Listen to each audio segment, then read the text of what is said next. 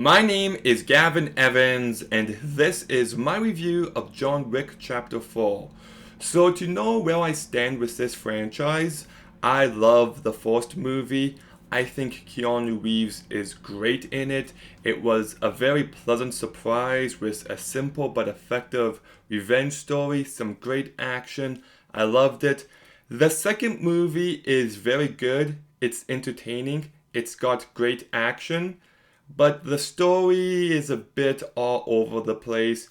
The third movie, I love the first 20 minutes, and then it takes a nosedive in quality for me. And by the end of it, I couldn't care less about this character or this franchise. I was just exhausted.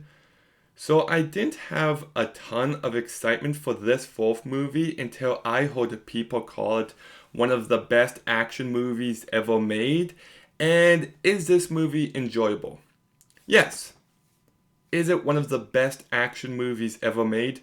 No. But let's get into it. The best part of this movie is the action. It is very well done. This movie is incredibly well directed by Chad Stahelski, I believe is his name. I hope he gets to make his Ghost of Tsushima movie because I would love to see him take that on. But just everything he brings to this movie is top-notch work, especially the stunt work. My goodness, there is some nasty falls in this movie, and you feel it. I thought the fight choreography was really well done, and there are two scenes in the last hour of this movie. One is this fight in the middle of traffic, and the other scene involves a shotgun. And these two moments, outstanding. Just, that is when the movie hit its peak level of quality for me. And yeah, the movie looks incredible. It's beautifully shot. I thought the sound design was very good. But I do got two big issues with this movie. And they both do kind of tie into the action. Because as much as I love so much of the action in this movie, there is a case of it being too much. This movie is almost 3 hours long, and yeah, you really feel it. And I just kind of got tired of it at a certain point. You know, the first act of this movie has this super long sequence, and I'm just thinking to myself, really? You couldn't cut this down at all? Like at first I'm like, okay, this is great, and then it's just going and going and going, and you're like, oh man, this is only the first act. I'm kind of getting tired of it already, and thankfully it does pick it up in the last act, but still. And this franchise just has lots of the same kind of action. I could watch a fight scene from the second movie or from this movie, and they'd be very similar. And I just like it when franchises pick it up a bunch in the sequels. That's not to diminish the incredible work on display, but you know, if maybe they had like a fight scene on top of buildings and they're jumping from one building to the next. So just something small to breathe a bit more freshness to this franchise. And my other big issue with this movie is the amount of suspension of disbelief required. I can suspend disbelief. You are required to for most action movies. But there's quite a few times in this movie where I'm just like, okay, this is ridiculous. There's one scene where John Wick falls down some stairs, and I just rolled my eyes. I'm like, are you kidding me? He's perfectly fine after that? Really? There's no blood on his face or anything? It was just too much, and this happened time and time again. There's this moment where he's on top of someone's windshield, and the guy's shooting at him, but he's shooting left to him, and I'm just like, how do you miss him? It's such an obvious target. And yes, I know this is an action movie. I know suspension of disbelief is required, but there just comes a line where you're just asking for too much, and I feel like this movie did. And also, I feel like they held back on the blood. Like, by the end of this movie, you know, I was hoping John Wick would look more beat up. But as he approaches his final fight, I'm just like, he just went through a ton of guys, and there's almost no blood. Like, you watch a movie like Spider-Man, the Sam Raimi one, and the end of that movie, he's just dripping in blood, and it adds to the brutality and the tension, and I feel like that was lacking here. It was enjoyable, but it doesn't hit as hard as it should.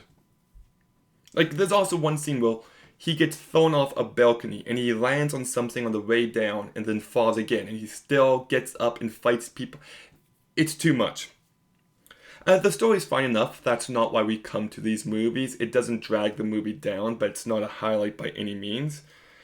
I do got some issues with the ending, though. I wish they took it in a different direction, and I feel like it was lacking some emotion that it so desperately needed, which is really disappointing.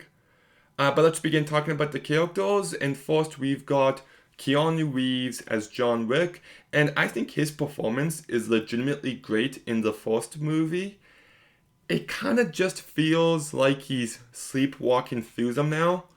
Like, not in the action scenes, but in the moments that build his character. It just feels like there's nothing to him at this point.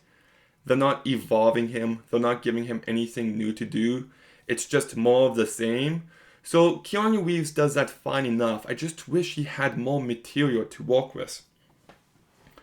Lawrence Fishburne does a perfectly fine job. He's not in it a bunch. Same as Ian McShane. Anytime I hear his voice, I just think of Tai Long. Bill Skarsgård is one of the best actors working nowadays. I love him in Villains, It.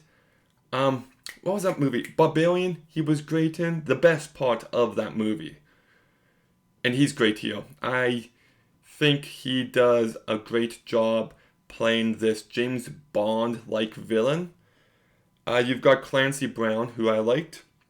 Donnie Lin, who I think does a really good job as well. I liked his character and the fact his name was Kane. That's just perfect. I thought Hiroyuki Sanada was really great as well. I would have liked more of him. And I thought Rina Sawayama was really good, and I am confused by the fact she wasn't in the movie more. That is a very baffling decision for me. You've got a new character played by Shamir Anderson, and I'm going to be honest, I don't get why he was needed. He just added nothing to this movie. I kept feeling like they were going to do something, and they just never did. You've got Lance Reddick, who does a fine job. It's very sad what's happened to him. He was a great actor who, anytime he showed up in anything, he just brought a certain level of gravitas to it, and he will be so greatly missed.